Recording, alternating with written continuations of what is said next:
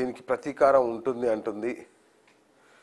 ఇక సింగయ్య మృతి కేసులో A2గా జగన్, A1గా వాహన డ్రైవర్ రమణారెడ్డి, నిందితులుగా వైవి సుబ్బారెడ్డి, పేర్ని నాని, విడుదల రజని. తెలిసి మృతికి కారణమయ్యారనే సెక్షన్లు. సో రెంటపాళ్ల పర్యటన సందర్భంగా తాను వెళ్తున్న వాహనం కింద పడి చీలి సింగయ్య మృతి కారణమైన వైకాపా అధినేత మాజీ సీఎం జగన్పై కేసు నమోదైంది. సో ఇక్కడ నిజానికి జగన్కి రోప్ పార్టీ ఉండాలి వాహనం ముందు, అట్లాగే కొంత కాన్వాయ్ ఉండాలి, ఇలాంటి ఏమీ లేవు.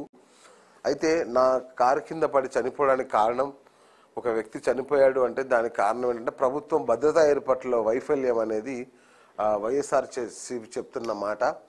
సో ఇక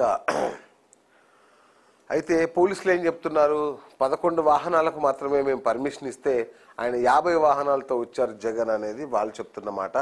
మొత్తం మీద నిన్న అంటే ఆ వీడియో యూట్యూబ్ గైడ్లైన్స్ ప్రకారం చూపించకూడదు, కానీ చూస్తే చాలా గుండె అవిసిపోతాయి. ఆ యువకుడు ఆ కారు కింద నలిగిపోతున్న దృశ్యం హృదయ విదారకంగా ఉంటుంది.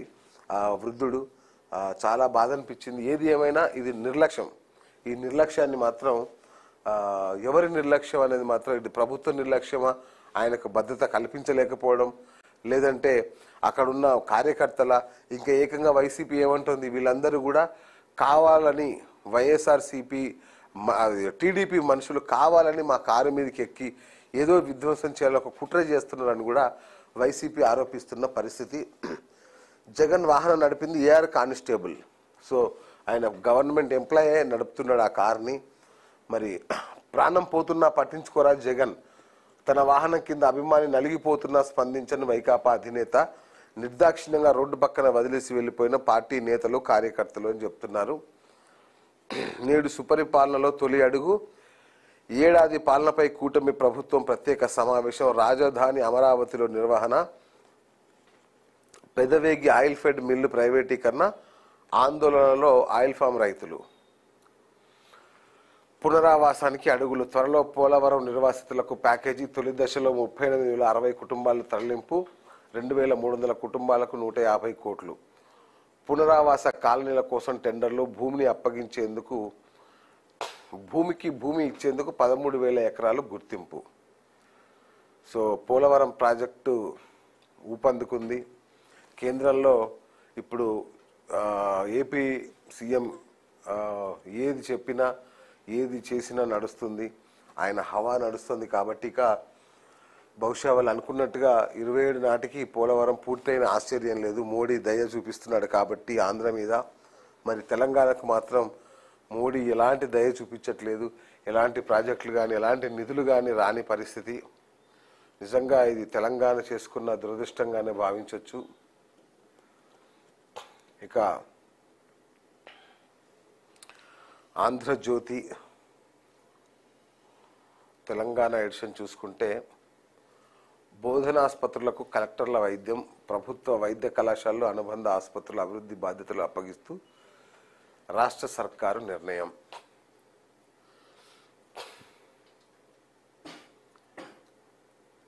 కాలేజీలు బోధనాసుపత్రుల తనిఖీ కమిటీలో కలెక్టర్లకు చోటు. ఓకే,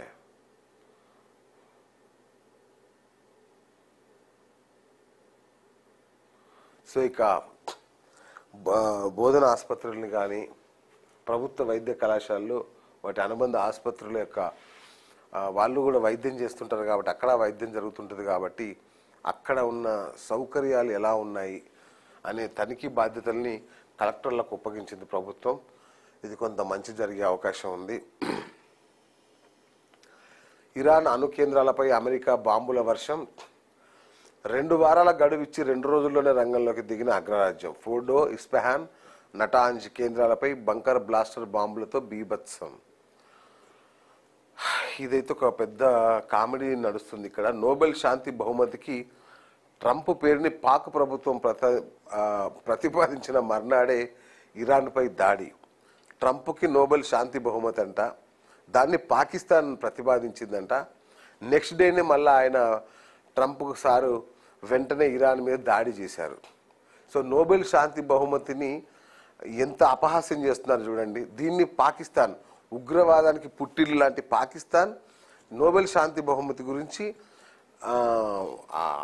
ఉగ్రత్వానికి ప్రతీక ట్రంప్ సార్ ఆయనకి ప్రతిపాదించడం అనేది నిజంగానే 2025 అతిపెద్ద జోక్గా మనం తీసుకోవచ్చు. సో వెంటనే గురుగారు ఇరాన్ మీద దాడి చేశారు వెంటనే నెక్స్ట్ డేనే. దీనికి శాంతికి ఏం సంబంధమో మరి పాకిస్తాన్కే తెలియాలి. హోర్ముజ్ జలసంధి మూసివేతకు ఇరాన్ పార్లమెంటు ఆమోదం. హోర్ముజ్ జలసంధి మూసివేతకు ఇరాన్ పార్లమెంటు ఆమోదం అంట. ఈ మార్గం ద్వారా భారత్కు ప్రతిరోజు 20 లక్షల బ్యారెళ్ల చమురు దిగుమతి, దేశ ఎగుమతి దిగుమతులపై పడనున్న ప్రభావం చూడండి.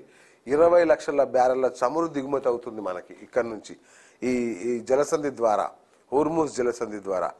అది మూసేస్తే మన దేశ ఆయిల్ నిల్వల పరిస్థితి ఎలా ఉంటుందో ఒక్కసారి ఊహించుకోండి. 12 బంకర్ బ్లాస్టర్ బాంబులు చాలలేదా? కొండల మధ్య భూమికి 295 అడుగుల లోతున ఫోర్డో యురేనియం శుద్ధి కేంద్రం. అమెరికా పూర్తిగా ధ్వంసం చేయలేదేమోనన్న సందేహాలు. 12 బంకర్ బస్టర్ బాంబులు వేసినా కూడా మన యొక్క ఈ ఇరాన్ అణుశుద్ధి కేంద్రం పాడవలేదనే అనుమానాలను వ్యక్తం చేస్తోంది ఆంధ్రజ్యోతి. సో ఎస్సీ గురుకులాల్లో సీసీ కెమెరాలు. రాష్ట్రంలోని 268 స్కూళ్లలో ఏర్పాటుకు నిర్ణయం. ఒక్కో పాఠశాలకు 20 నుంచి 30 వరకు ఏర్పాటు. ఆహార కల్తీ, విద్యార్థుల భద్రత తదితర సమస్యలకు చెక్. మంచి ఆలోచన ఇది. మంచి కిచెన్లో గనక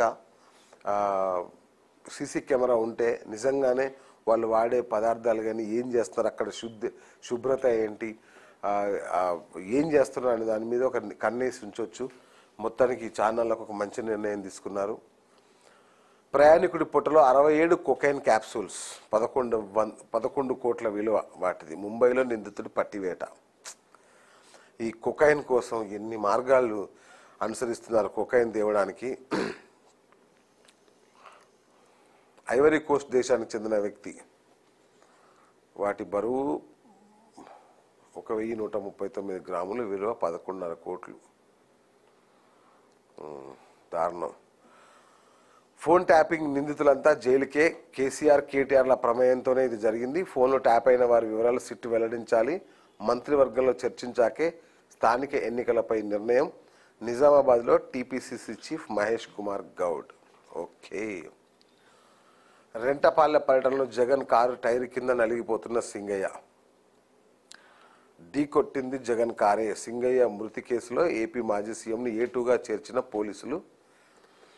car driver PA YV Perni Rajini పైన కేసు. కారు డైర్ కింద వ్యక్తి పడ్డారని చూసి పట్టించుకొని జగన్ అంట.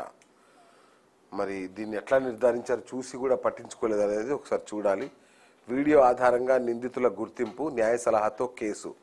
ఎందుకంటే ఈనాడు, ఆంధ్రజ్యోతి ఖచ్చితంగా వైసీపీకి అగైనిస్ట్గానే వార్తలు రాస్తుంది కాబట్టి ఇక్కడ వచ్చిన ఏ వార్త చూసినా కొంత అనుమానించాల్సి వస్తుంది. మళ్ళీ మనం ఒకసారి సాక్షి పేపర్కి వెళ్తే ఈ వార్తకు సంబంధించి మరిన్ని పూర్తి వివరాలు తెలిసే అవకాశం ఉంటుంది కాబట్టి సో